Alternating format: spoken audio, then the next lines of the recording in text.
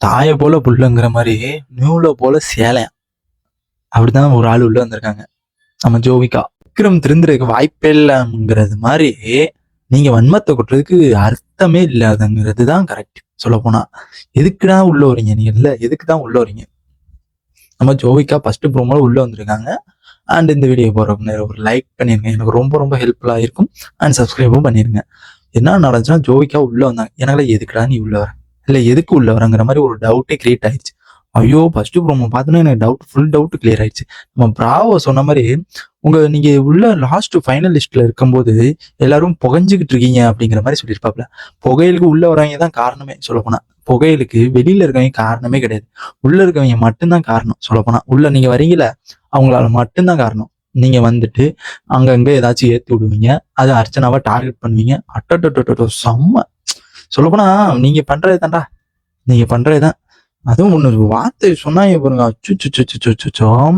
நம்ம தினேஷை பார்த்து ஒண்ணு சொல்லிச்சு பாரு நம்ம ஜோவிகா. என்னன்னா, நீங்க வந்துட்டு தனியாவே விளையாடல, நீங்க எல்லாத்துக்குமே கூட்டம் சேர்ந்துதான் விளாடுறீங்க அப்படிங்கிற மாதிரி சொன்னாப்ல. ஆனா அதுதான் உண்மை.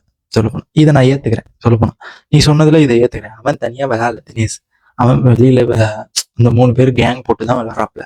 அவங்க இண்டிவிஜுவலாவே தெரியல. சொல்லப்போனா நீ சொன்னது உண்மைதான். சொல்லப்போனா இண்டிவிஜுவலா அவங்க தெரியல அப்படிங்கிறது. ஆனா அடுத்து ஒரு கருத்து வச்ச பிறகு செம.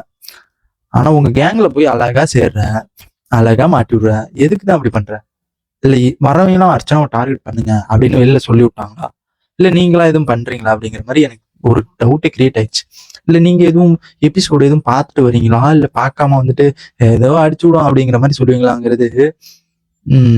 ஒரு சொம்பு நேத்து போச்சு, பெரிய சொம்பு.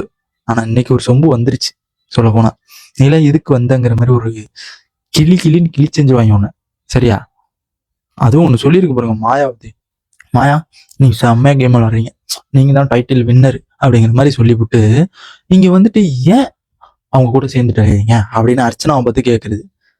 அர்ச்சனாவை பத்தி கேட்டு அவங்க வந்துட்டு நம்மளுக்கு எவ்வளவு பண்ணியிருப்பாங்க, எவ்வளவு பண்ணாங்க, இல்ல எவ்வளவு பண்ணாங்கன்னு கேட்கறேன்.